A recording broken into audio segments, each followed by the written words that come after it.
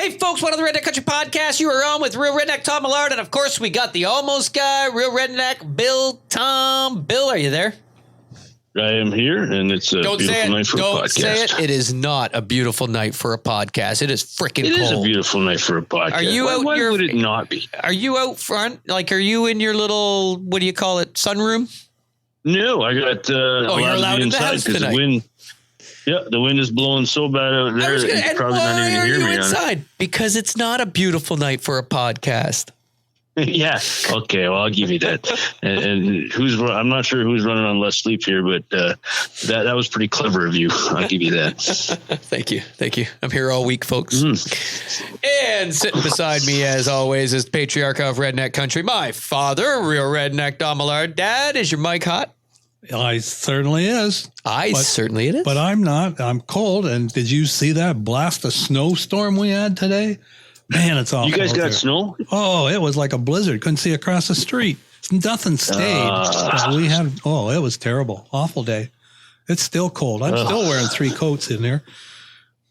Well, I mean, Todd makes enough money to pay the heating bill. I don't know why he didn't heat on that. I just got cold today. It's like 72 in here. I just got cold today. I got an Under Armour thing on. I got a hoodie and I got a outer coat and my coat and vest that I'm going to walk home in is hanging in the hallway. I got to go kick the furnace down before I go to bed. Weight, you lost all your natural insulation. So I'm telling you, it feels good though to be actually not so hot in the summer because I lost all that weight.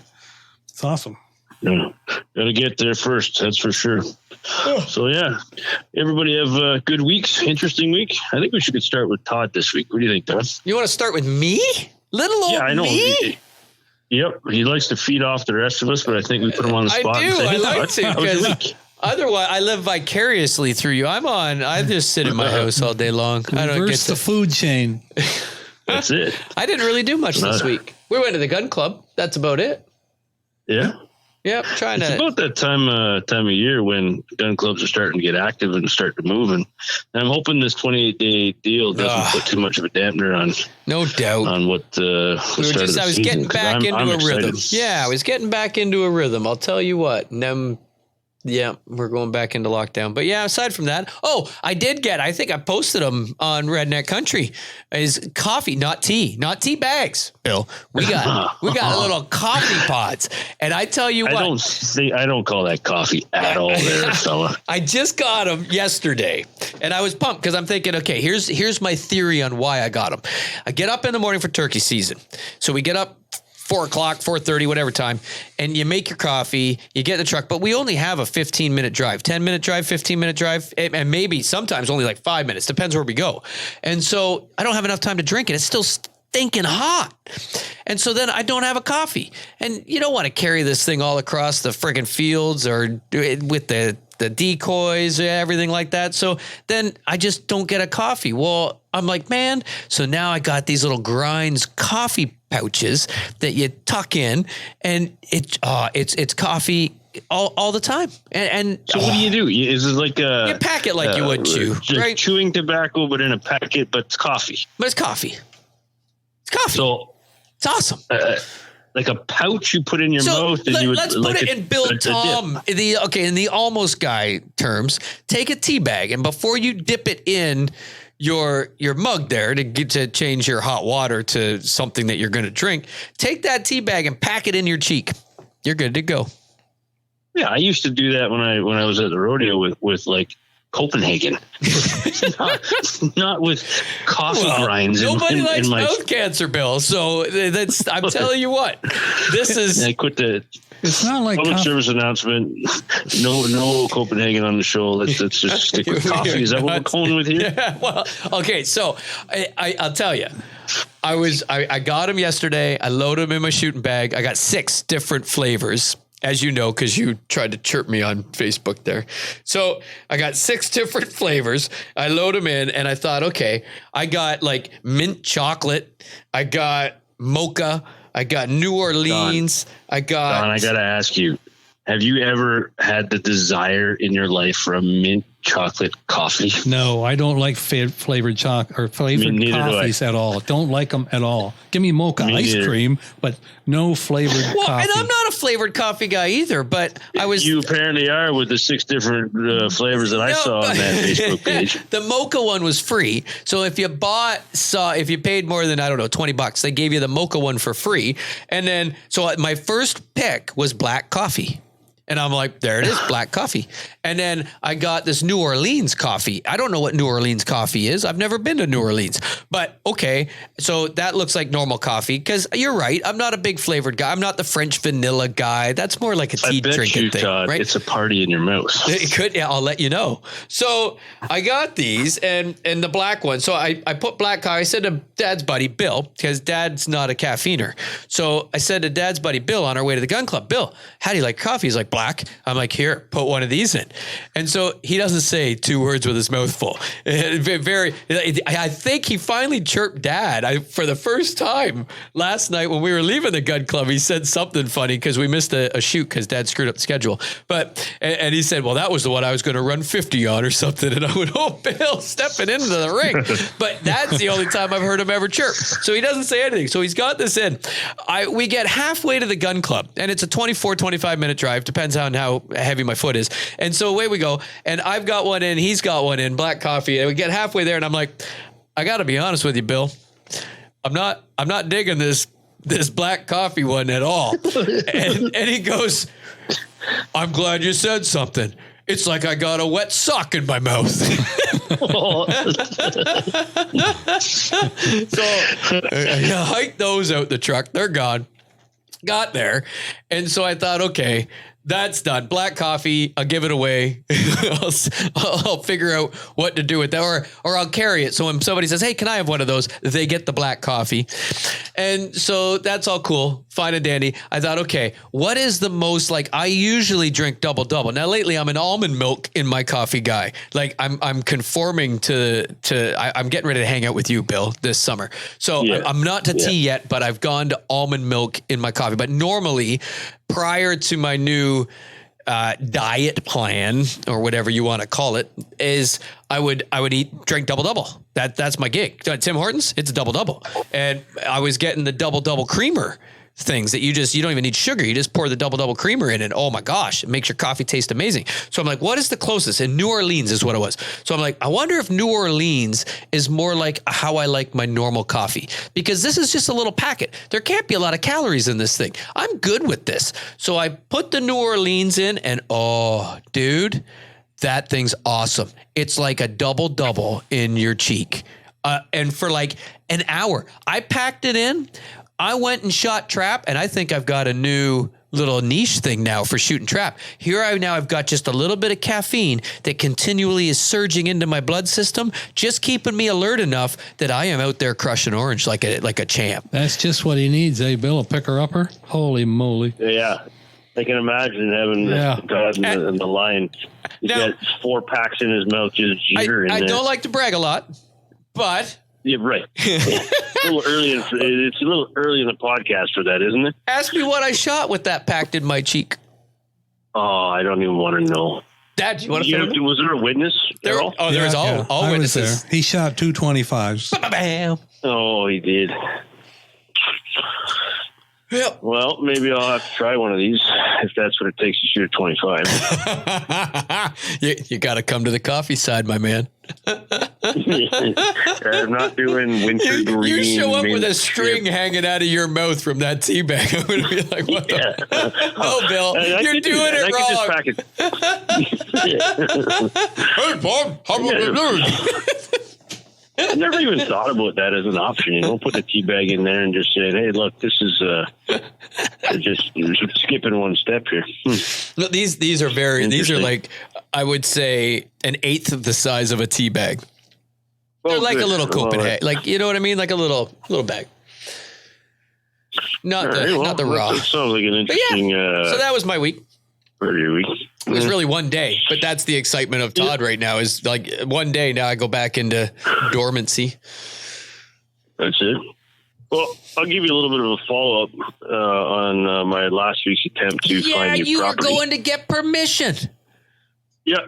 Yeah, it was a good day as far as on the countryside looking at birds.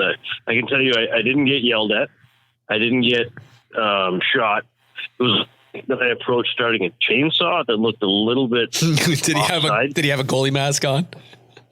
He was not impressed with me coming up to see him, and he was starting a chainsaw. He looked at you and he probably thought, hey, here comes a lumberjack. I'm going to keep this thing going and just hand it to him.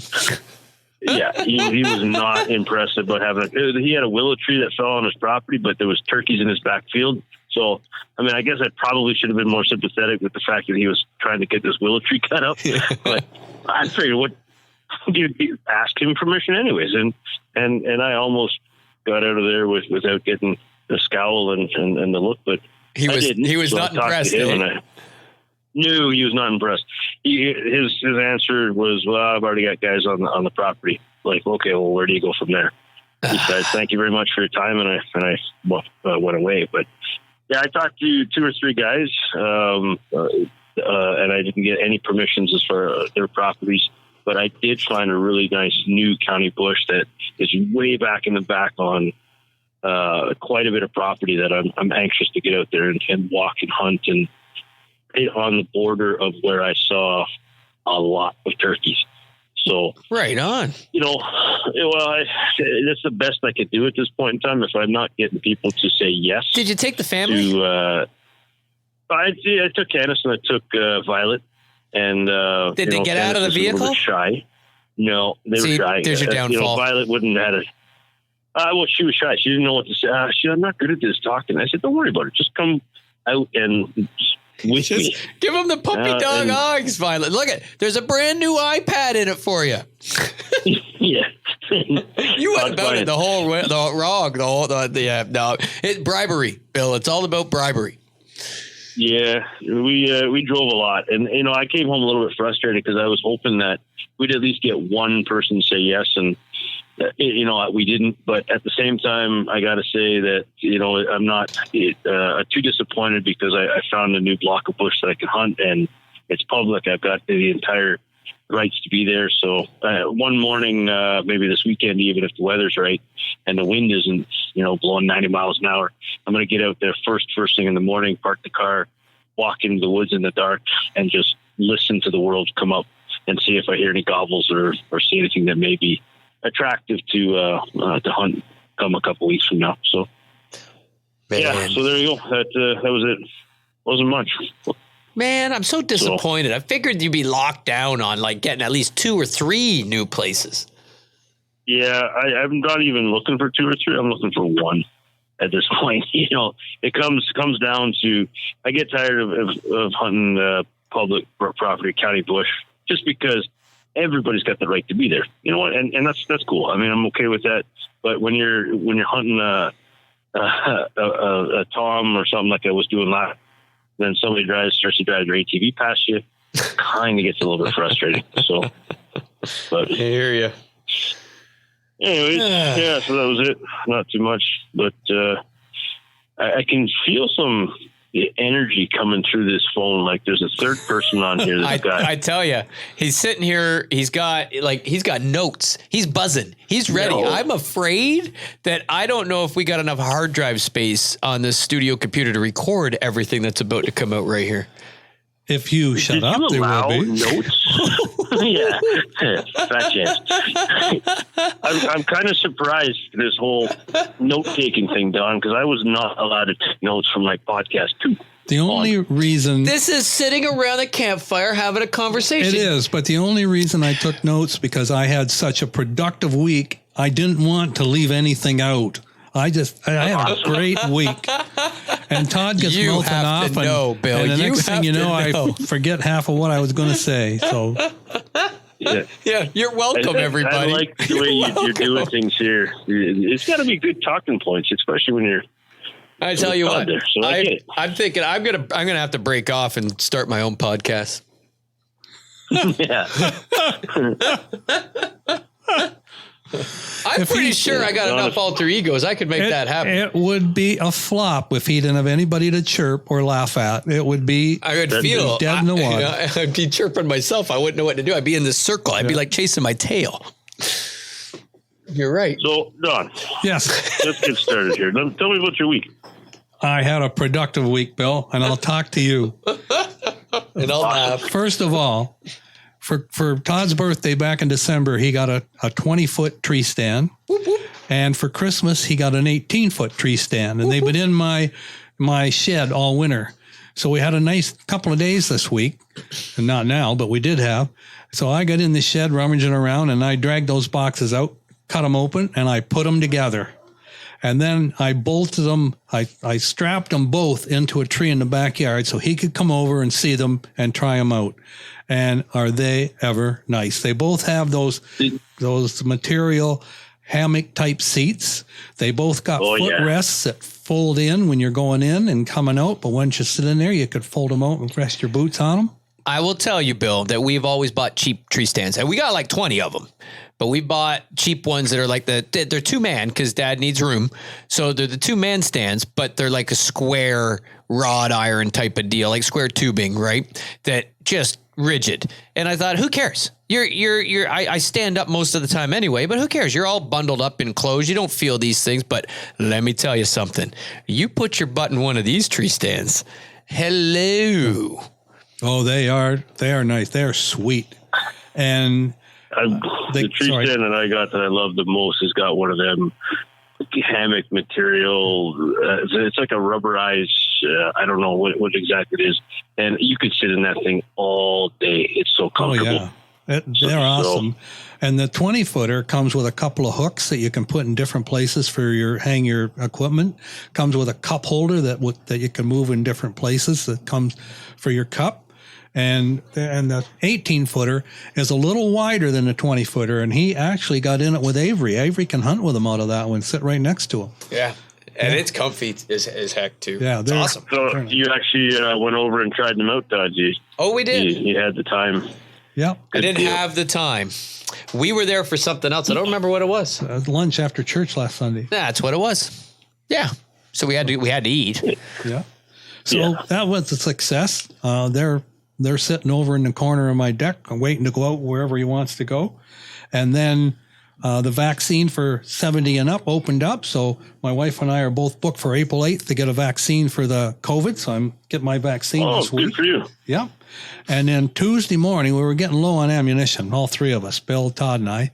So Bill and I did a road trip to Humison's, and we bought $900 worth of trap loads while we were down there. Holy smokes. So we're good to go now till at least May. Yeah, because there's lockdown. What does that buy you now? What's that? What does that buy you now?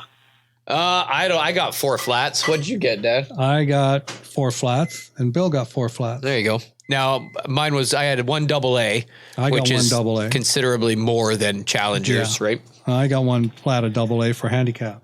Now, Wednesday night, we're out to the gun club. We leave here about 3:30. We're there just after 4. There's not too many people there, so we got a chance to shoot 3 or 4 times. And I am focusing on handicap because then right now I'm hitting 25s again, 24s and 25s and singles again. My arm's doing what it's supposed to do. It's actually got some stamina. It's not perfect yet, but it's coming. So I told them, you guys want to shoot some more singles. That's fine with me. I'm going to focus on handicap. And I ended up my handicap is from the 22-yard line, and I ended up shooting a 24 out of 25 in handicap, Bill. Wednesday good night. For you. Yeah. So getting it back. I'm back. It's feeling good. I'm back. So that's at the right time when the season's about to start. Hopefully, like I said, the lockdown doesn't put you back too much, but it's nice to know that you're getting back and the body is doing what it's supposed to do. I'm confident the practices will stay going, I believe. I don't know how this will affect them. I hope it doesn't affect it too much. We'll have to see. But I want to keep going. I want to keep working that arm. I've been exercising it. And so far now, I can lift the gun and swing it. But it's not perfect. But when I'm hitting 25s and 24s in handicap, I'm pretty happy. So I'd be happy too. That's back. Great.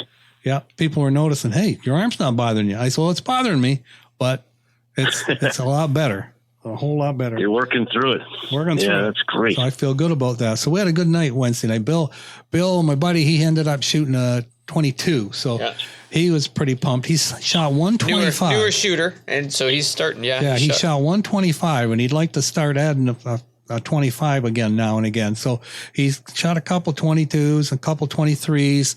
So, but he's getting there. He wants to get more consistent. So we had a really productive night. Like I said, Todd shot two 25s, and Todd was shooting them fast. I mean, he was acing them right out of the house. Now, why you gotta say that? Don't put that in my head. Well, he was acing them. So well, anyway, did you realize how fast he's shooting? No, don't. No, I just shoot. See orange, shoot orange. Well, don't he shoots making me different. think. He shoots a high gun, and he shoots. I hold a low gun, but my gun shoots high. Yeah, his gun shoots high, holds a low gun, and he's very little movement. And I was watching him, and they were ink balls. So, and he's got the choke worked out what he wants. So he was doing good, and people were noticing. People were noticing how we were shooting. So anyway, I don't know if I should ask you this, Todd. I don't know if I should ask you this because it might be a trade secret. Did you change chokes this year so far? Not really. I always practice with full or improved mod at 16 yards, right? Tight choke. And then when I go to competition, I typically go to light mod, and then it's supposed to feel easier. And I wouldn't say, because the competition, the pressure and the stresses, it does not feel easier, but maybe it is easier because you don't have such a tight pattern. But I rolled for a couple weeks. I rolled improved mod, and I was thinking way back in 06, 07 when I was shooting a lot and I was doing fairly well. I won some stuff. So I thought I only ever used an improved mod choke, and I didn't change it whether I was at the singles or the handicap.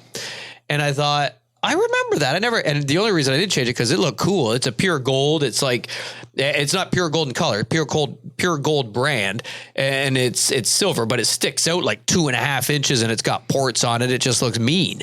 And so that's the only reason I left it, because it looked cool. And I remember going, man, but I was shooting really good back then with that tube. So I went to improved mod, and I was doing all right. And so I shot one round with improved mod, and then I switched it and went to light mod at the singles. And let me tell you that my pattern, I was getting better ink balls, I think, with light mod than I was with improved mod, wasn't I, Dad? Mm-hmm. I believe at the 16 yards, which everybody will go, oh, you want tighter choke? Like Dad shoots full choke. But that Caesar Guarini, those chokes are tight anyway, I believe. But I was getting better ink balls with a light mod than I was with improved mod. So I wonder if the pattern's better. Now, I did go back to the handicap, and was lighten them up pretty decent from the handicap with that improved mod. So I wonder if my pattern just wasn't developed enough that close at the 16 yards. So to answer your question, not really. I still light mod, but I just reinforce the fact that I'm going to stick with light mod for singles. Well, and if it's working for you and you're making targets disappear, that's all you need to be. You want the ink balls, right? That's the confidence builder. That's what makes keeps the fuel going and keeps your head in the game. When you ink ball it, it's not hard to focus if you're ink balling. It's hard to focus and keep your mind from wandering if you're chipping them. And so that's why I want to keep those ink balls. That's why I was thinking of going to a tighter choke. But shooting that light mod, I was getting better ink balls at 16s than with the improved mod. So, yep. So anyway, what turned out to be the most productive part of my week was this morning. I went to bed last night, and I went to bed thinking, okay, tomorrow is April 1st. Today's April 1st. I thought, okay, this is enough messing around. We got 3.5 weeks, 3.5 weeks turkey opens up. I'm going to get up in the morning, and I'm going to start hitting the fields and the farmers and getting in touch again. So I got up this morning at 8:30, and I said to my wife, I'll be back for lunch, and then I'm going out again because I'm going to make a day of this. She says, all right. So I went and secured 9 fields this morning, all secured for fall hunting geese. That's awesome. Yep. I got 9 fields all secured for this fall. Then I went and I've got 4 farms signed for turkey at the end of the month. Any new ones? Don't mention names. I'm not mentioning names. Yeah, I got one new one. Oh, good. One new one. Yeah, I told you that. one new one. And also, I got 4 farms signed for bow season deer today. Oh, you had a great day. I had a super day. Hey, and he did tell me this. I remember now. I had to let him go because I had a call coming in when he called me. That's right. But Bill, you remember goose hunting? You remember that big satellite dish antler rack buck we were watching with the binoculars when we were in the goose field? Yeah. He got permission in that whole wood lot. Oh, come on. The guy's allowing us to put stands in there. We are good to go. And hunt it for there's going to turkey. be a record. And hunt that woods for turkey. And turkey. So I had a productive day. And then that's unbelievable. Yeah, I came home for lunch and my wife was watching the what do you call it? The update on the COVID restrictions. And so I had my lunch and she wrote everything down and I said, okay, how does that affect us? And so she told me what the effects were. And I thought, my gosh, am I ever glad I did this today? Now I am not knocking on any doors through the next 3.5 weeks through the 4-week shutdown. Well, that's it, right? And that's a great thing to do before the shutdown, because I don't feel right if they lock the province down. Yeah, going up and knocking on somebody's door now. Don't have to do it asking. So, and one area where we had the block locked down, I stopped in and saw a couple farmers there, and the one farmer showed me a road back in around his barns where we can get in a different access. And I called Todd when I was talking to him on the phone. Is that where me and Megan shot that one up there? Am I in the same vicinity? Yeah. But this is a different access now, right at the main farm. And we can drive right in past his buildings, around his barns, and the road keeps going right to the middle of that whole block. And I said to you on the phone this morning, I want you to go with me. By the cut? Yep. I said to you, I want you to go with me and drive in there so you see actually where that road goes and where it ends up and which end of that block we want to hunt. And so we have that whole block now. Yeah. See, Bill, you got to get down here. Yeah. So now we can decide. We can decide. We got 3 entrances into that block. 2 of them are good walks, but this one will take us to the point just north of that cut in a car. The point just north. That is where I shot that with Megan. Yeah. Because that's a long walk. Yeah. You take the cut and look northwest. We don't even need the turkey chaser anymore. We can sell the golf cart. There you go. So as long as it's Let's buy another kayak. As long as it's not too wet, so to drive in that road. So we don't even have to check with them. We're just good to go, and that includes spring turkey and fall deer. We got deer in there too. Yes. In the bush north of the point of the cut. I don't know about the bush. I'll have to look at the map. Okay. But remember where we put the 2 stands last year? That's his. Only that's on the south side of his property, where the access is from the north now. So we can drive right down to that point, walk down that side. There's one around the corner. There's the other one. Oh, I like that. Yeah.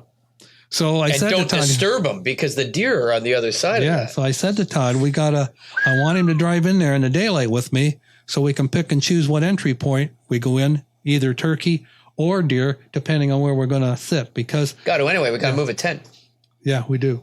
There is no excuses now with this amount of property you guys got down there not to have trophies and sightings and many stories of opportunities. Dad's retired now, so it's going to be tough. He's so busy to get him out in the woods. Oh, it is. It's going to be hard. Unbelievable. I understand that. That took up my whole day.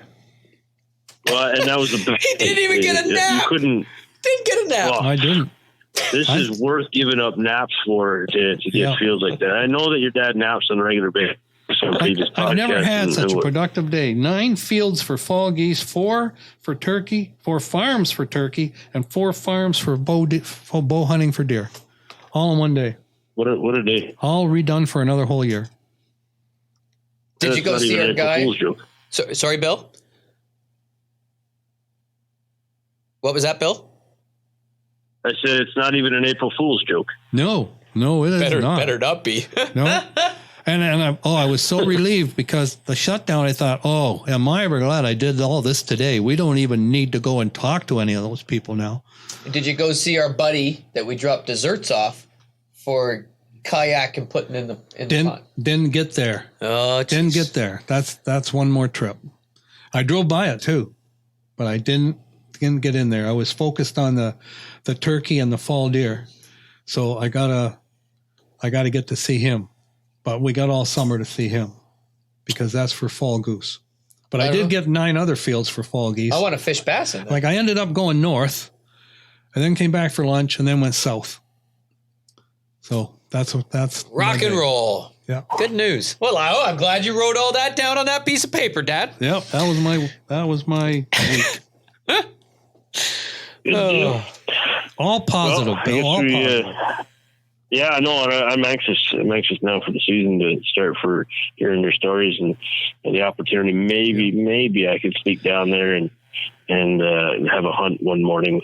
Yep, always for sure. In fact, on the 9 fields we got signed, we got to get them down to you and Jay somehow to get you to assign an initial, and you're in. Awesome. On those 9 goose fields. So I figure I've done my share for Redneck Country. Oh, goodness gracious. You sure have. Bill. Not all. Hey, I cannot can't say quite. a word. That was fantastic efforts and work today. No more chirping. Yeah, right. Don't take that away. Well, I guess we should probably get going to the next phase of this podcast. Yeah. We got somebody maybe waiting on the phone. Well, here. and I don't want to make you nervous. I don't want you to overthink or anything like that, Bill. Not that your position is in jeopardy, but I am excited for the next guest. I mean, if I was going to branch out on my own, I don't know. But yeah, I'm pretty pumped for it next guy. Well, here, I'll give you the You list. may have a new part. If you're going to branch out on your own, here's the list for next year. Yeah. Oh, yeah. I don't mean to Maybe be a jerk. brand new partner in crime there, Todd, maybe. But I am pumped because we're going first time turkey hunting and thought processes and the whole 9 yards. This is going to be exciting. Okay. Bill, are you ready for this? Yeah. Now, I got a question before we even get going. Is what is better than one Tom? I'm not. I couldn't tell you. What's better than one Tom? You're not going to answer that, Jay. No, what's I'm gonna better leave than that one one alone. Tom? What's better than one Tom? Bill Tom. I'm going to give you that one. Right Well played. Well played. 2 Toms, Bill, and maybe even 3. With 3, you got an extra, like a triple chance to hit one and erase the almost guy nickname. Yeah, I'm all right with the almost guy because it kind of suits me. I've got clothing with the name on it now. You'd have to get a whole new wardrobe. It'd be a change of MO. That's it. So, I don't know what I'd do. Without further ado, why am I asking this? Is because what is better than one Tom? Not 2. No. A replacement for Bill. J Tom. Jay, are you with us? I am with you. How's everybody tonight? He is with us. Awesome. All right. Living the dream here. Yeah, it's that magical time of year when the snow is gone and I'm starting to see major flocks of turkeys kicking around fields, and I'm getting excited for what's coming right up around the corner. I tell you what, we're not that far out. We're like 3-4 weeks. Yeah. I do believe. Yeah. I do 3.5 weeks. Oh, Dad's got it on lockdown. About that. 23 days. 23 days. 24 days. Yeah. And we will be sitting somewhere calling birds. And you know what? I think it's good time that we started to have this conversation about new hunters and what. One of the reasons why we got my brother on tonight. I was going to say he's not a new hunter. He's gonna. Well, but he's gonna put the pajamas away and maybe try to actually hunt turkeys like.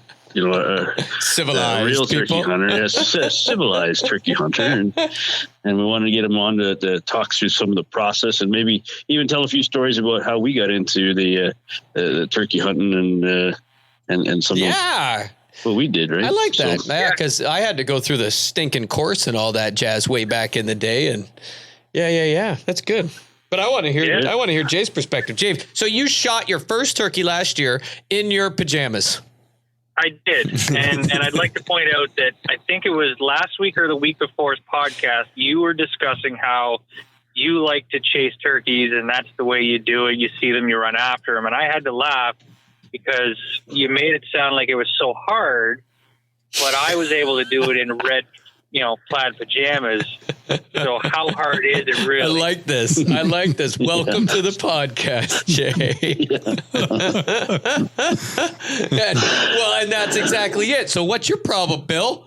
I think maybe I'm too technical with this whole thing, trying to just sit under the right tree and use the right call, and maybe I just need to chase him and maybe try to tackle him. Bring him in on a string thing. It's overrated. You just go out there, and sometimes you get the dumb ones that just walk in front of you.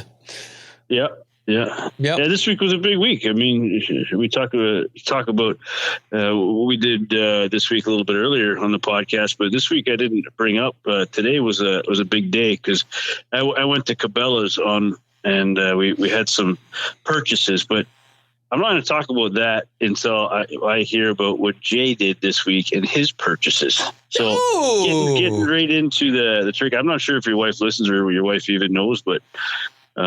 Tell me what you bought this week, kid.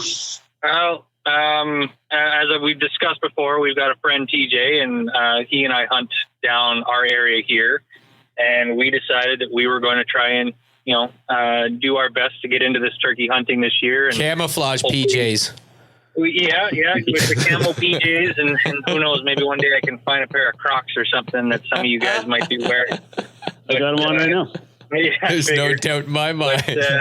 TJ and I decided that we were going to split on a couple of decoys, and we were going to get a couple of turkey calls and try them out. And we went to Bass Pro and bought a couple of turkey decoys on Bill's recommendation, which maybe hindsight going back, him being the almost guy, I don't know if maybe I should have listened to him, but we did get a couple of turkey decoys. We got a couple of the reed calls that we're going to try and annoy our families with as we're practicing. And TJ bought himself a box call. I bought a slate call. Don't ask me what they are, because I couldn't for the life of me tell you what brand or anything. But That's so awesome. We're going to give it a try. And I feel when it comes to hunting, that's what a lot of it is trial and error. And that's what we're going to do. We're going to try it out. I'm with you. I did the same thing. I bought my first call was a reed call, because I said, turkeys, come on. I'm not going to cheat. I'm going to do this like with my mouth, with the reed call. Plus I wanted my hands free for my gun. And I'm with you. But what decoys did you get? We'll go there. See, here we go. Yeah. So this, I do. What did Bill advise you to buy that now you're going to have to return, and you should have texted me? So we went with, if you want brand, is that all right to say brands on here? Okay, we're not sponsored by anybody, even though. All right. So we bought, there was a package deal on a Flex Tone brand, Jake and Standing Hen. And that's what we bought was a Jake and a hen decoy. And we don't know if we're completely done yet. Again, we had the recommendation that it's good to have a feeder hen, a standing hen, and a Jake. But, we got to be a little bit conscientious with our finances and maybe not go all out right off the hop. But the good news is I know where I can go to find a bunch of decoys that don't work as well. If I want to, I can make the drive up to my brother's place. So, yeah. Because just to let you know, Jay, I'm not sure. I'm going to skip right over top of that because I'm not even going to qualify that with a response. I'll qualify it by laughing. Yeah. But I bought the same thing tonight, and then I also bought the feeder hen too. So see, and you guys are way too technical. No, decoys please. Was like the 2010s. This is 2021. Well, I tell you, I was sitting here on the island looking at my new decoys tonight, thinking of my brother, and when it was 20 years ago. And I hate to even say that it was 20 years ago when I bought the decoys that I was using right up till last year. So might have had something to do with the success rate. Are they full? No, see, I splurged because when I got into the turkey hunting, Delta had a collapsible, you blew them up and put a stake in them, put them in the ground, and they were great. I mean, foldable, put them in your bag. And I was trying to tell my brother that, the full body decoys are no different than what you guys got for the goose. They're great, but they're hard to carry. They are. And you know what? But the look of these decoys that Flexstone has for the price, I convinced him, and I convinced myself too, that I'll figure a way and find a way to carry them in the bush for the way they look. So that was definitely something that I had to think about. Again, going to, touching back on previous podcasts. I know last one, I think you guys were talking about, asking permission in fields and respecting. I'm not able to drive to the bush that I hunt. I have to walk across the field, and I have to keep in mind how much stuff I have to carry in at the time. So I was trying my best to keep it to a minimum, but if this is what I've got to take, if I even got to make 2 trips to get set up, then that's what I'm going to do. We've once carried, between Dad and I, 18, 20 decoys in? At one time. I sold a lot of them now. Mm-hmm. When you said the decoys that don't work, that's what I got rid of. Did Bill buy them? Is that where they went? For double the price, they come with experience. Hey, I got good money for them too. We had a hen that you pulled a string and the head bobbed. And actually, I shot my first turkey over that. We had sold that? Yeah, and we had that was the best one. No, it wasn't. We never even used it. No, because I quit using it. And then we had one where a Tom was mating a hen. Oh, that had 2 heads sticking out of it, and they were bobbleheads. And I got rid of that one, and then a bunch of silhouettes, a lot of foam silhouettes. I sold the whole lot. Got a little bit of money for them. We've talked previously about how I used to have a choke tube fetish, and I'd have to always buy choke tubes, just cool looking choke tubes. Dad has a turkey hunting or a turkey decoy fetish. Well, what we have now, was it Flexstone we got? We got Avian X. Avian X, that's it. We got the feeding hen, the laying hen, the jack, the standing jake, the standing hen. And we've got we got 2 of the motion gens where the whole body goes up and down, or hens. And we have a couple of those Thoms with the fan that you carry in front of you. That's the only ones I like. And a dirty bee, which I've had good luck with. Jeez. We'll talk about that later. But that's a wounded Tom that you stake in the ground, pull a string, and it looks like it's trying to get up. We had a bunch of decoys, and when we carried them, we had 2 bags. Oh, we put a flock out. It did work. I've shot a turkey over. We had 4 Toms come in. Yeah. I can't believe you guys would put that many turkey decoys up between the 2 of you. Well, and that's early season you would throw that. So anytime, you only got the month, right? So anytime, but where I don't use them in the woods anymore at all. If I'm in the woods, no decoy. If I'm hunting a field, then I will, because I need to get them to me, right? But my problem is, there's almost always now, like back in the day, I feel they come in on a string, and I hunt a different area now. So I wonder if there's just way too many hens to Tom ratio that now I put that decoy out in the woods. They come to about 80 yards, stop, and will sit there and gobble their frickin' fool head off trying to get that hen to come to them.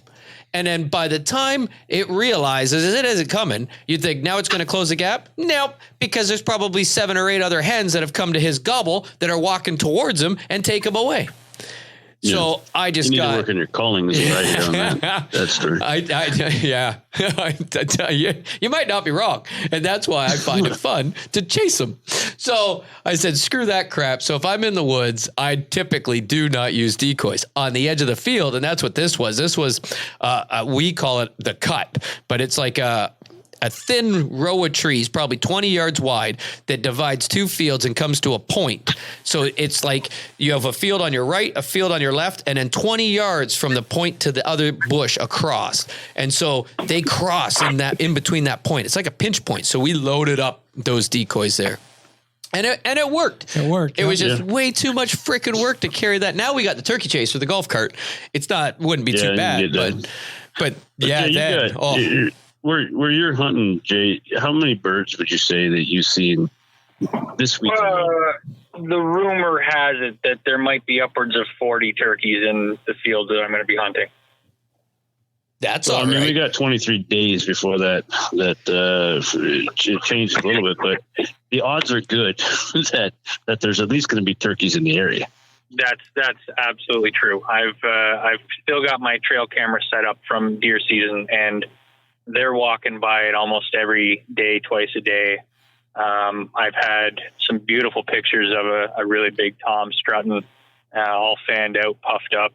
You know, a couple of hens walking by before or after. It's been a lot of fun to watch. As I'm going to say that I'm new to turkey hunting, it's been a lot of fun just watching them go by the cameras, because you know, I've only ever really been a deer hunter and never really had a camera set up all year long. So it's been fun seeing them there. And the farmer's been updating me as the weeks progress as well. That's always a good thing. That's awesome. What about calls? Are you planning on using a call, Jay? So we did buy a couple of calls, but I'm not 100% sure what we're going to do yet. We're still, I'm going to say, in the planning phase. I might not be as meticulous as my brother is, but I'm not going to go in, pardon the pun, cold turkey either. So we'll come up with a game plan, whether we're going to sit in the bush or on the edge of the bush. Because I was going to say, walk us through your opening day. Put the lay of the land out. What decoys are you going to put down? Where are you going to sit? Where are you going to go? Well, that's what I don't know yet, and that's the problem and that's why I'm really excited to be listening to you guys talk, just to kind of get a sense for what you guys do and what works and what doesn't work. It's been fun listening to the stories, and you know, I'm totally open to any suggestions that are out there, and that I find as a hunter, it's best to learn from those who have done it, and then take from that and work my own routine into it. Well played. So I'm definitely interested in and I'd figured by this time, this point in your life, you would be tired of big Toms with beards. Because I'm almost there. I'll tell you what. Yeah. Yeah, I can say it's this podcast, whatever. I mean, I haven't heard it yet on a podcast, but I mean, I don't mean to brag. I'm just waiting for that to come out next. It's about to. But this is almost too easy. Yeah. So yeah, if I'm Jay, I'm thinking, okay, I'm Jay. I'm new. I haven't hunted this bush for turkey yet. Now, my question is, so here's where I struggle. I hunt different, and it's subconscious. I believe, Dad, you can back me up, but I believe I hunt different on a bush that I've not hunted before than I do on what I would call our main turkey woods, where we usually go for turkeys. It's just loaded up with them. And I think it's all because I'm comfy with the bush. I know the bush really well. I now have, like they say, you pattern deer. I've pretty much patterned. We have an idea where the turkeys are predominantly gonna roost. There's 3 spots, and usually all 3 will have them. So then I kind of know as well, depending on what the hens do, and if the hens pull them or drag them here or drag them there, that if I got Toms gobbling and they come out of the roost, if they're coming out of this roost, I know pretty much where they're heading, because they've kind of got that. So I get up and I go get them. Now, if I'm hunting a new bush, I'm more apt to sit there and try to textbook turkey hunt, right, Dad? Mm-hmm. Yeah. Sit there, call, try to get them to come on a string, because I don't know their pattern. I don't know where they're going. I don't know where they predominantly hang out. And so I hunt completely different, and that's when I get too technical. Typically, it takes us 3 or 4 hunts, sometimes even a couple of seasons, to really hone in on their walking patterns or roosting patterns and get productive. We know turkeys are there. We see them. We're sitting in the wrong place. And then all of a sudden it clicks. We hone in on where they come from, where they're going, and then we start collecting turkeys. And I'm confident this year there's one place where we hunt where the last couple of years. I'm going to cut you off. I know where you're going. We're going to sit up in the corner. Yes, sir. Yes, sir. Because Todd got a turkey, and then I got a turkey, and now we know, and now I know right where I want to be. And I don't care if there's 3 of us all sitting together, because the last time we were there, they came through about 12 together.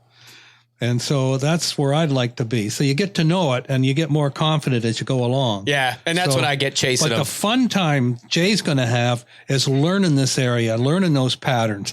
And then seeing how many Thoms there are, how many Jakes, where to be. And then the fun's going to be when he starts planning a hunt for a specific Tom. That's when it gets fun, Jay. I'm definitely looking forward to it. I will say I've been hunting this specific bush for deer. I think 5 or 6 years. I've got a pretty good sense of the bush where the turkeys are coming through. Unfortunately, we don't believe that they're coming from our actual bush. They're kind of walking through, but they're not far off where we are allowed to hunt. They're coming from an area that's attached to us that we're not allowed to hunt. But about 4 years ago, in this bush, and I haven't seen them there in a while, but I actually had turkeys roost right above. I was sitting in a tent blind at that point, and they roosted in the tree right above me, right at last light, which was really, really neat to see and whatnot. But I have not seen them in that same kind of section since then. My thought would be when I had to finally get out of the bush that year, I probably spooked them out. But at that point, I was not a turkey hunter, and I was not too worried about it. So, but we do know that they're there. There's definitely a lot of them, and we hunt on the edge of a cornfield that I know that they're into throughout the day, and then the bush itself. So, we're hoping to get out and pattern a little bit. I've always found, as a deer hunter, I really enjoyed that part of the hunt is learning the patterns and trying to see where they're coming from. And even the other side of it where, you get busted trying to figure it out. Okay, well, that's still a learning curve as well. And, that's still a exciting time too. So, I'm definitely looking forward to trying to learn all this, as things progress, and hopefully as I get better at this turkey hunting thing. I heard you say that. Sorry, Jay. I heard you say that you're getting pictures quite often. Is it enter your mind that maybe you should sit under your camera or close to your camera if the turkeys are in range of your camera? Absolutely. And there is some really good cover, I would say, where I am. And I'm hoping, I will say I'm hoping if I can to have Bill come down and sit with us and give us a little bit of his thoughts to what we're seeing and his expertise and and get us almost to where we need to be anyway. Almost to where. Yeah, I like this. Very punny. Well, what about you, Bill? So what are your first turkey hunts? Break it down for us, my man. Because we call you the almost guy, but you do slay some animals. Yeah, I've had quite a bit of success turkey hunting, and I thoroughly enjoy hearing what Jay's saying there, and absolutely when I'm hunting a brand new bush like that, listening to what the farmer says, checking what time of day that they're in the field, understanding what time they're coming past your camera, that all tells a story about travel patterns. You are even though you're technical, not in the bush. Well, huge technical. So for me, if I'm Jay hunting that spot for the first time, I'm gonna be setting up in the field. That's just how I would do it. I'd be listening to where the birds are roosting. I wouldn't be moving first thing. I wouldn't be going into the bush first light. Maybe a bunch of locator or a bunch of hen calls, light purrs, starting off the morning with a location like, hey, I'm a hen, I'm over here. I'm maybe, come over here, Mr. Thom, and fly down to where I am as opposed to back outside of the bush. It's okay, Jay. You don't have to write all this down. This is being recorded. You'll be able to listen to it again. I'll go back and listen to this again. Yeah, keep going though, Bill.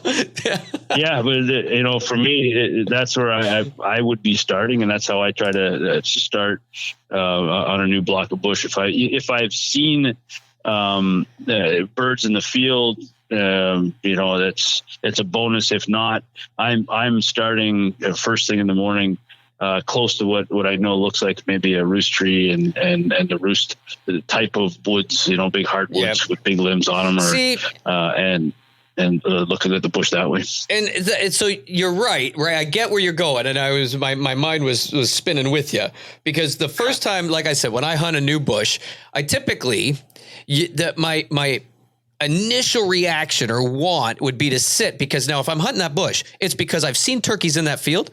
We've gone and asked permission. Guess where we're going to sit? right where we seen the turkeys in the field, because that's your best bet. However, that was the old way of Todd's thinking. I know now that I have more success in the woods than I do on the edge of the field. And and that's just only because typically when a Tom comes into the field, he's coming out after the hens. When a Tom is in the woods, he's looking for the hens. The hens will typically head to the fields. They're going to get down. They're going to go out. They're going to feed. That Tom I like to picture him like a big buck, where they're just staying out of range, out of sight, and looking until they finally find them, and now they'll come into the field. Well, if that's the case, they're coming. They've followed these hens all the way to the edge of the field. Are my decoys going to pull them in, or are those live hens? Now I've got to rely on the live hens pulling into my decoys so that the Toms then come in, because they're not going to come to my decoys after they've chased these hens all the way through the woods to get to the edge of the field. So in the morning, I'm in the woods, and I like to start in the woods, and then, but only because I've had a lot of success that way, no decoys, and I'm in there waiting, because those turkeys, when they gobble, there's one reason they're gobbling. And that's to locate the hens and to let the hens know I'm here. And if they're gobbling, they're looking. And so when they go quiet, they're coming in. They're not looking anymore. Now that could mean they've gone quiet. So you heard them gobbling a field over. And they quit gobbling. I wonder where they went. Well, they got hens. And so to me, the other side of it is they're coming into you. They're coming into you. But if it's a long ways away, if it's like 400 yards away, 500 plus, chances are, and they shut up, they got hens. Because if they were still coming, they'd be gobbling the whole time, in my experience, because they're trying to pull those hens to come to them, and they're going to keep coming until they get close enough. If they shut up 400 yards away, 500, 600, another field away, and they stop gobbling, they weren't even close. You're like, wow, I hear one over there, but it quit. It isn't coming to you. It's shut up because it's found hens. So my thought process, I'm coming for you now. And now I'm up and I'm on the gun. I'm on the run and gun, right? I'm going to find him, and I'm going to figure out how I can get over there where I figured that was with the minimal, I guess, being seen, right? Trying to keep that to a minimum of where I feel those turkeys would be. Now, that's not to say there wasn't other turkeys around and I screwed that up. Guaranteed that's happened. Yeah. But that's my whole thought process. So when I go to a new bush now, I don't want to get up and go after, because there could be more turkeys around. I don't know the lay of the land yet. And I don't know the woods that well for me to be going through. And that could be on the path that those turkeys often take, or the deer run, or right in the roosting area, or whatever it is. Right. So I've had success in the woods. No question in my mind. I've had the birds fly down right out of the tree. And they've been in a field edge, and literally, 2 minutes after legal shooting time, the bird's on the roost gobbling at you. And as the sun's coming up and that bird's getting ready to fly off the roost, it flew off, landed 16 yards in front of me. I pulled the trigger, and my hunt was over within the first 10 minutes that I was allowed to hunt on opening morning. So I've had hunts in the bush where we've had turkeys on the opposite side of a field, and it was a little bush lot that wasn't any more than, call it 200 yards by 200 yards of bush, and then fields all the way around it.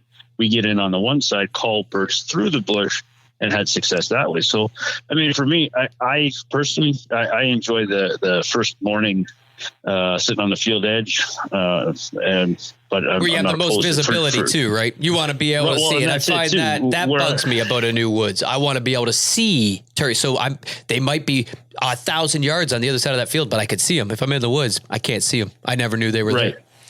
No, and then I've had lots of success seeing birds. Not shooting them in this case, but while they're on the roost in the field edge, lots of visibility. I'm on the other side of the field, and I can see them on the other side with my binos puffing up in the tree, and what they're reacting to my calls while they're still on the roost. And again, I'm not yelling at them through the calls. I'm just light purrs and seeing if I'm getting a little bit of interest in location of that hen the gobbler to where I am. I like where you're taking this. We've had this conversation before. I'm going to put you on the spot. Are you ready? Are you sitting down? Okay. I am. Okay, Jay, when you go in, I guarantee you, being one of your first times, the number one thing in every first hunter, because I've been hunting them for more than 20 years and it still happens to me every freaking morning. You're 50 yards, 100 yards, 200 yards from a gobbler when the light starts to come up and they're in the tree. Bill, how often do you call? What do you call? Too much. How do you call? Yeah, I always start off by doing light purrs on my slate call. I've got a copper top slate call that I've had for many, many years. And yeah, it's just that light. Hey, look, I'm just waking up, try to a little bit of an indicator for anything that may be closer than I think it is that I'm over here. And sometimes I won't get a call right back. How often? Well, and that's a good call. I mean, I'll maybe every 5 minutes. That long? Because 5 minutes, man, when that Tom's up there gobbling and you're sitting there rocking back and forth going, oh, man, let me man. Let me put the caveat on it. If I haven't heard anything at that point in time, I'll do the light purrs. And if I don't get a call right back, maybe it is too early. Maybe that's your theory. So you think roost. That's it? So, yeah, well, I'll give them 5 minutes. So you'll purr before they even gobble? Oh, yeah, for sure. Yeah, absolutely. And maybe that's part of the reason why they go away. See, because Dad always tells me, don't call until you know the hens are awake. Yeah. And so usually my thought on that one is I want to be the first hen awake to let the Tom know that I'm here. That's a good theory. So, but also we're usually just sitting down as they're already gobbling. Right, Dad? Well, you get up a lot later than I do. Mm-hmm. I actually might believe that. And I don't know if it's that I get up later. It's I have to get Dad in. And so we gotta cross a creek. We gotta load him up. I mean, and he goes in like he's going for a month camping trip. Like, what do you got, Dad? You got a massive backpack, and then you got your cargo pants. They're loaded, every pocket going. He's got his turkey vest, every pocket there's loaded. Just what's necessary for my survival. Yeah. And with Todd, I'm sure that's a lot. You got that right. So you just purr. I see, I'm just skipping that. Just and if you don't get a gobble, you're going to wait 5 minutes. Yep, I'll wait 5 minutes. But if I get a gobble... And you're not doing this on a mouth call. You're doing it on a slate call. Not yet. It's too early in the morning for that. I'll have the mouth call in. So if you can do one on a mouth call, I'm actually genuinely impressed because I almost spit my mine out of my mouth every time I try to purr on my mouth call. I almost might want you to go get your mouth call and give us a little ditty. Yeah, that ain't happening tonight. But thanks for the offer. I appreciate that. Well, turkey karaoke, come on. Yeah, I got in my car. I do a lot of practices on the way to work, and if first when you put the mouth call in, you're going to sound like the cat that just fell off the couch here. But Karma Chameleon never sounded so good unless you got a bearded Bill Tom knocking it out with the purrs. Yeah. There's a lot of putts and stuff later on in the morning, but I like to get first start. Okay, sorry. Yeah. So you're waiting 5 minutes. Now you throw down a purr and you get a gobble. Yep. Or before that happens, you throw down a purr. No, a minute after you throw down a purr, you get a gobble. And now it might not have been to your purr. Now what do you do? Yeah, and then I'm making a call. I'll make a call.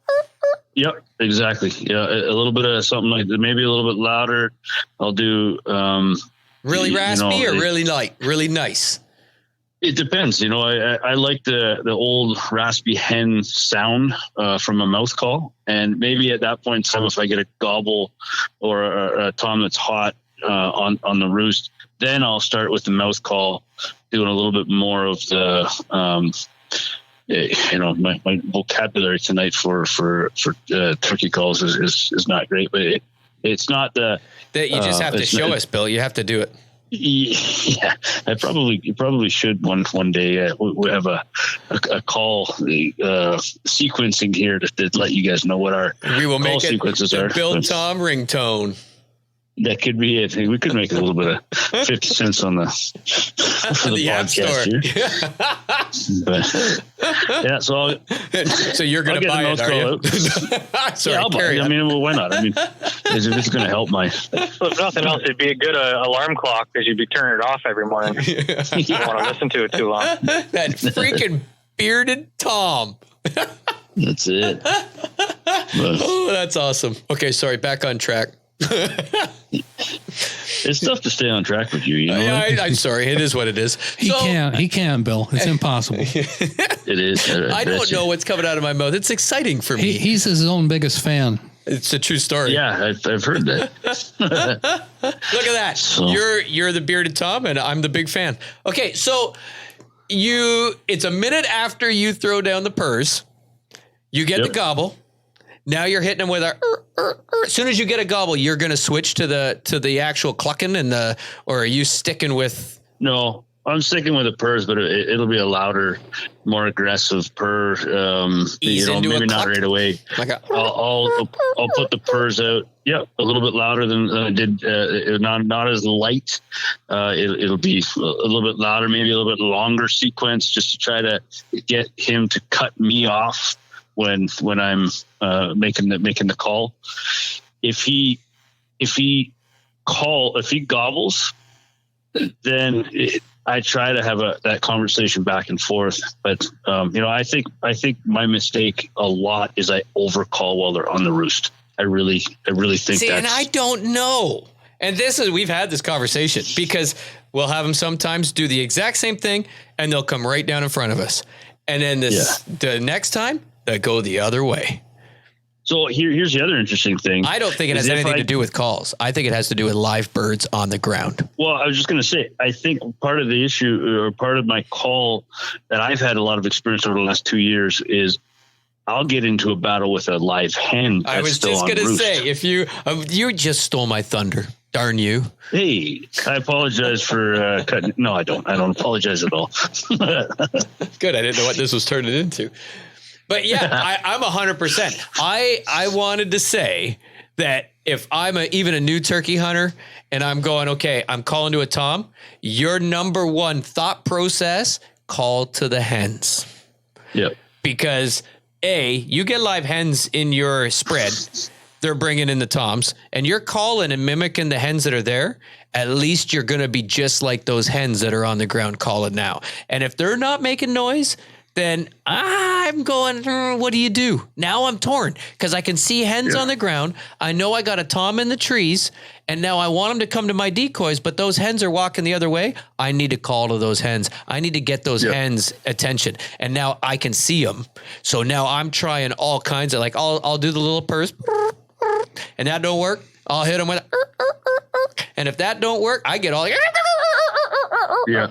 And get all I get real aggressive. I get real aggressive with the hens, and I don't think you can overcall a hen. No, I don't think so either. I mean, I was hunting up near Port Perry one time, and I was in a field, and where I thought I had a Tom, maybe I'm going to say 200 yards, right to my left. A hen came from my right, and her and I were calling back and forth to each other, having just a fight. You can picture what that fight is. She would right there, and then I would cut her off with the same, mimic it. It should do almost exactly what she was doing. And out of my 12 o'clock, across this cornfield come on a string 2 Toms. To the hen and I were calling back and forth. We were going back and forth for maybe 2-3 minutes. These birds were, I would say, 300 yards away when they started, little dots. And all of a sudden, they're just on a tear. It gets about 100 yards, fan right up, come to a fence, and could not figure out how to get across that fence. But to the point I was trying to make is I wasn't calling to the Toms. Yeah, that's what I mean. That's my almost guy. There was even a hole in the fence where they had to walk another 30 yards, they would have walked right through it, but they were too dumb to figure that out. I actually witnessed that today while I was driving. I saw one of the biggest toms I've ever seen on the side of the road, and I watched him run back and forth by a page wire fence. I could tell that he was trying to get to the other side and could not figure out how to get to the other side. They're not always the brightest. I've ate one in the same thing. I was on my way to work one morning, and there was a tom trying to get through. It was like a chicken wire fence, right? But like the really big, like I'd say, I don't know, 4-inch openings, squares, that kind of fence, all the way along a woodlot on the edge of the road. And he was on that little bit of shoulder trying to get through that fence so much he made his neck raw. His head would go through and it would stop at his neck. And I pulled over, I got out, and he just sit down and look at me. And I'm like, man. And I'm like, if I get close enough, he's probably going to want to tear me a piece. But he was dumb enough. I go back to my truck and he'd start slamming his head into the fence, trying to get away from the road and just could not figure it out. I ended up calling the animal aid folks and everything else. They didn't get there till the afternoon. And I called M&R saying, hey, I got my bow. I'm a week before season. Can I just let this thing, can I dispatch this guy? They said, you do that. We find out who you are. We are going to charge you. Like, well, on the side of the road, there's a house there. I'm like, okay, that ain't going to happen. So finally, SPCA went and got it and called me back in the afternoon and said, Todd, I wrapped this thing in a blanket, was just about to put it in the back of the truck, take it down to the animal rehab, and it expired while I was putting it in the back of the truck. Do you want to at least come get it so it doesn't go to waste? Yep, I'll come eat it. But absolutely, they get dumb like that. The fences are their nemesis. But he was so much that made his neck raw. Well, and that calling to hens to me and getting hens in your decoy spread is not a bad thing. No, live decoys. And then live decoys. They'll walk away after 3-4 minutes of hanging out in your spread, and you just and bring them back. Bring them right back in. You just keep them curious. Yep. And it is tough to not move. I have a question. So if I'm going to be hunting a field per se, and I'm sitting on the edge of the bush to hunt said field, how far out am I putting my decoys, and where am I expecting, if they're going to be coming out of the bush, how far away from my, where I expect them to walk out from, should I be sitting? I got 2 answers for you. Are you ready? Yeah. So my first time ever turkey hunting, I went and I was told, I had no clue what I was doing. I took the course, that was it. And I never hunted. I didn't even care to. My brother-in-law wanted to go, and I thought, at the time, deer hunting. I was really duck and goose hunting was the big deal. I thought deer hunting was boring. This is going to be even more boring. I'm going to go sit on the ground, wait for a freaking bird to show up. But anyway, I had as Dad just talked about, that pull string hen with the head bobbed, and I had a Jake, like a rubber bodied, like a vinyl almost, wasn't it, Dad? Yeah. Like weird Jake that you had to kind of push out and it's stuck in the ground. I was told you put the hen at 35-40, what you want to be your max shot. You put the Jake at 15, because when toms come in, they're so territorial, they're going to want to come beat up the Jake, and you pound them as they come into your decoy, into your Jake. They're not going to come to the hen. Now, what happened there? I set up on the edge of the field. I put them out there. I've never hunted this land before. I have no clue what's going on. We walked through it once grouse hunting, and we kicked up 6 turkeys grouse hunting in the winter. Like, kicked them up. Like, my brother-in-law yelling, don't shoot, they're not grouse. These giant condors come up out of a wood pile and take off. It was insane. That's how we found the woods. So I was 5 yards off the edge of the field, just stuck back in, and I had one of those stick in the ground blinds and sitting on my little turkey. I had a turkey vest with his chair, a little dude, so I had the straps would hold me up, just sitting there on the edge. When I started to call, nothing was doing for an hour. All of a sudden, that field was 1,000 yards long, I bet you, and it rolled. I mean, it was so long and rolled with big hills. 2 little black specks stepped out. And I'm like, are those turkeys? And at this point, it's not like 8 o'clock in the morning. I've been sitting there since like 5:30. I'm thinking this is brutal. So I called, and I only had a mouth call, and I didn't know if I was doing what. And all of a sudden, holy crap! those are 2 toms. And I mean, they were dots. They looked like ants. So I started pulling the string on that hen and they started to come. But I'd lose them 45 minutes to come across that field. They would come up to the top and then they'd come all the way down to and they would go behind a rolling hill and I couldn't see them for 5 minutes. Talk about agony. Are they coming? Did they leave? Where are they? And then boop, they'd show up at the bottom of that field. And then all of a sudden they'd start walking and disappear behind another roll as they headed to the top until they got 100 yards out. And then they both puffed up and pushed on each other and came all the way into that hen at 40 yards and were 5 yards on the other side of it. And then I was one puffed up, turned around. I picked the one I wanted, the bigger one, turned around, put its butt to me. I thought, that's the one, put my gun up. Whoa, I can't put my gun up yet. The other one's still staring at me. Well, then he puffed up, turned around, put his butt to me, put my gun up and held it. And then the one I wanted to shoot, unpuffed, looked at that hen decoy, and then took 2 steps and started to walk away. And I'm going, every step's like a yard. There's 46, 47, and dropped them. So that was the first time. And I set up, they came in from away from me. Now, as of recent, just a couple years ago, me and Scotty are like, we like the woods, but we like the field. What are we going to do?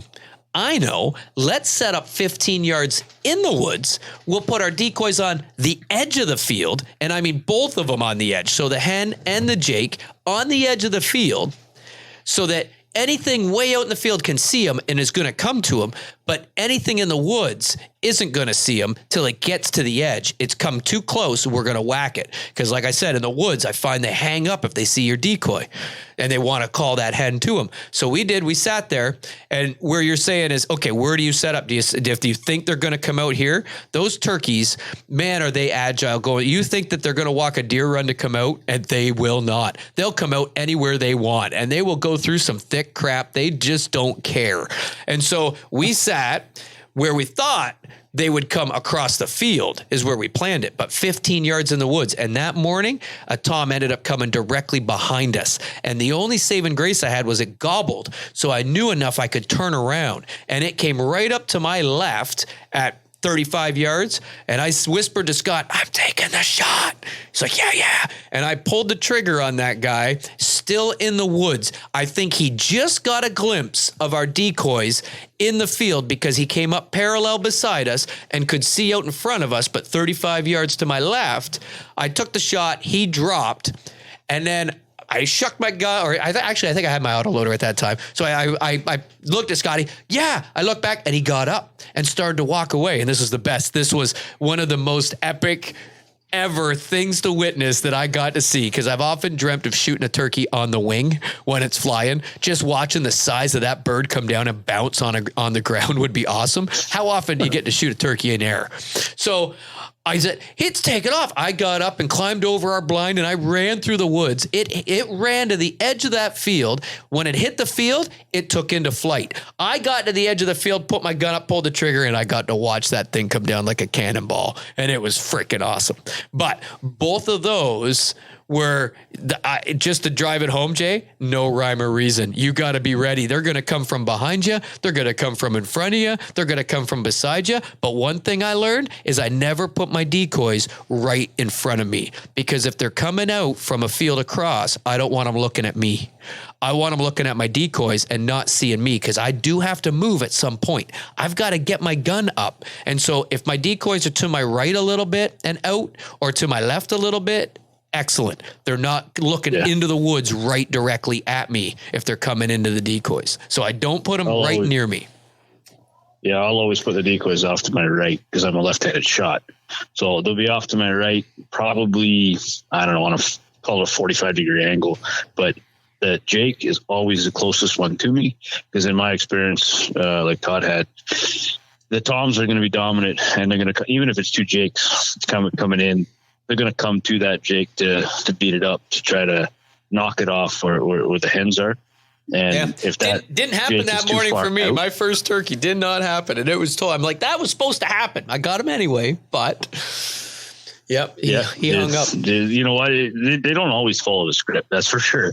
But we, and so sometimes I've used the Jake decoy and they've hung up. I've used the Tom that Be Mobile, I think Primos makes it with the, we talked about this in the past, but you throw that soak fan in the garbage and see if you can find yourself a real one. But that Be Mobile, I had Thoms come right up and want to beat that one up too. So, but that was always the Tom or the Jake is closer to me than the hens are in my decoy spread. And it seems to, at least put me in the right area anyways. Now, I can say the next year I had it work and I missed. It was one of the times I remember of missing. And I had my hen out 35 yards and my Jake at 15, and I'm on the edge, and I had 3 Toms come in, and the biggest one left the 2 Jakes and walked right over and started kicking the crap out of my decoy. I was so in awe watching this thing kick the crap. I realized, crap, I got to put my gun up, but I had 2 hens in my decoys as well.